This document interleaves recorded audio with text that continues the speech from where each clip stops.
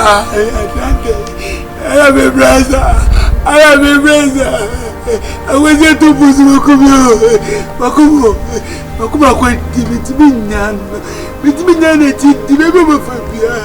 I was here to push.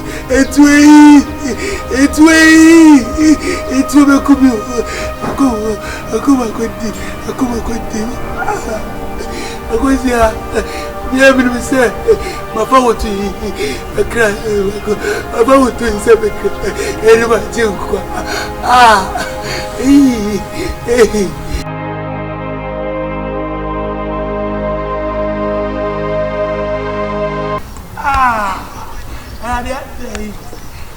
Oh, I'm going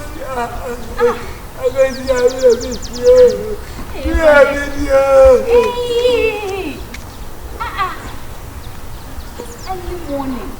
Oh, it's so you see, I'm not with. What is wrong with you? I'm going Oh, that's an outcome. I didn't make an open topic. I was here. The people who go down crying this year. My enemy is a man. I was here, Mama Watson. Now, who to her? Never come out to me. I was so moved. I was so moved. Oh, I was here. Because I would do me. I love you. What's up with more? What's up with more? You told him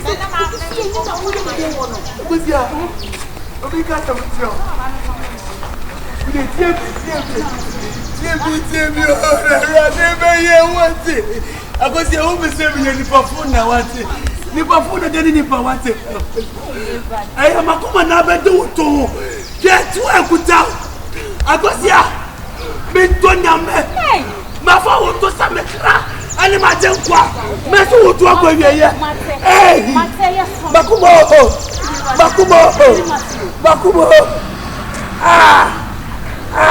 Yao Akosa ame pesa kasa udom keke me pesa kasa udom keke wo de mechi na de wo go be finish again na wo ti agwa wow jale to le kasa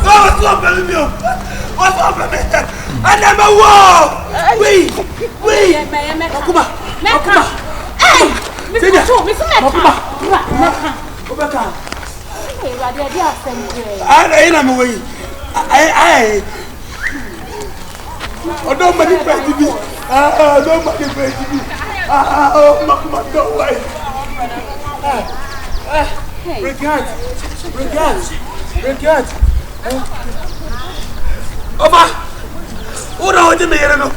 Senior, who know the mayor? We have your Anna.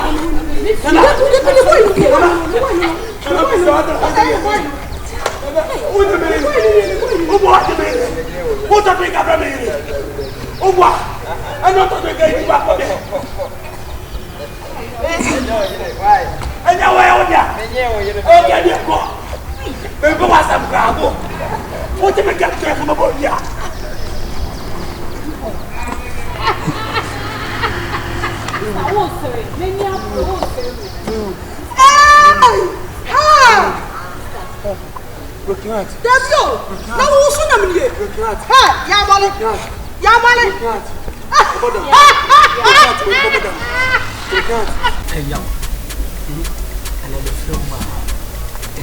That's a voice of a mental Casada.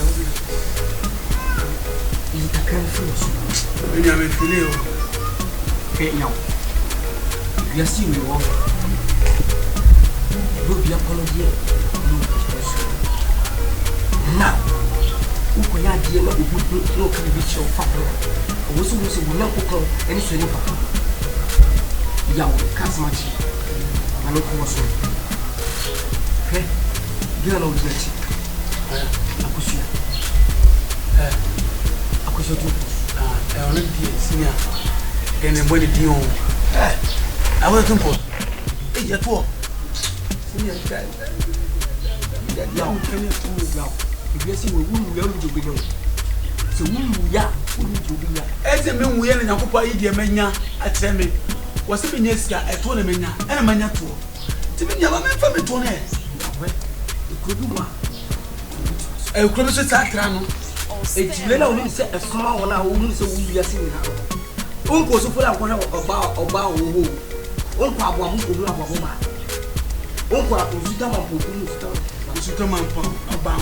and a sofa about the end of life. Please, just leave me alone.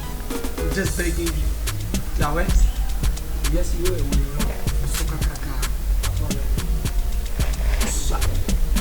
Somebody would do quite a cow before. Oh, my son, one, what would you mean for a Christian? Two, I saw a union in the three, what's some more? Bah, I be with Shapama. They say, no, Tumkurano, it was a bomb. Interval the bomb because we know about. And I wouldn't dear to a Yemen. No, I wouldn't say 20 nipple baby. Wouldn't say 20 nipple baby. It was also called Saturday. Said 20 machine of carnation. Yahweh, David said, let me swap. I will get up for the Namani, the general. Santa beside a tiny car. Now, never focus. The person carried a 3 lines to shop. See one food. If you are Panama for no piano, yeah, we make us a giant. But why, yeah, and fact, it's a witch look broke with the baby. Me a chip show, which you crack with down on the pine. Am I yet? No one's walk with that. We can't.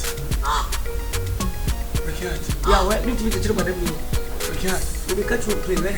So, we can't. Said you my child 2018 cry. I told you. We can't. Oh, yes! Yahweh! Don't got some doesn't make you feel about your sound. What's the seminar? You move feel where you are. You can't. We can't. That's a guy off. We can't. Yeah, what happened in my book? We can't. Because what? We can't. We can't. We can't. We can't. We can't. Now you're off and go from it. We can't. We can't. We can't. And I say, we can't. We can't. Why? And Johnny John is out that way. We can't. We can't. We can't. We can't. We can't. At all. At all.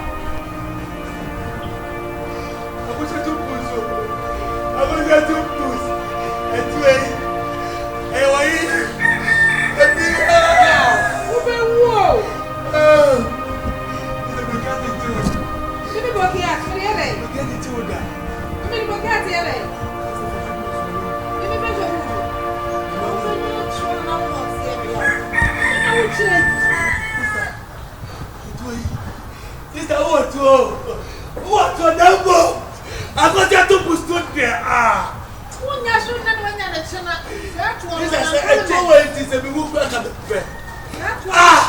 Parliament for now. And you who be woman as you. Sana utiti mami mama ni free. Lisa, you hear me go. You hear me go. Hey, who's the proper? Proper day. What's that? Proper. No. When I can me some afro. Why you push ya? Who's your passia? Madam, what is the sema? What are we did this? I'm almost winning your money. I wish you free. And I wish you free. Papa, one look at Sagan. One look at what I said in time. I knew that. What's it? Who is singing? I had this now. 1 year. The one now, What I had to tell me to take a bit of time. Why should we not come because of poverty? Where was that? Where was that? Jimmy Bobera. Hey, one no sacramani. Yeah, Mega. Record. I never hear. I am saying, Record. me too. I want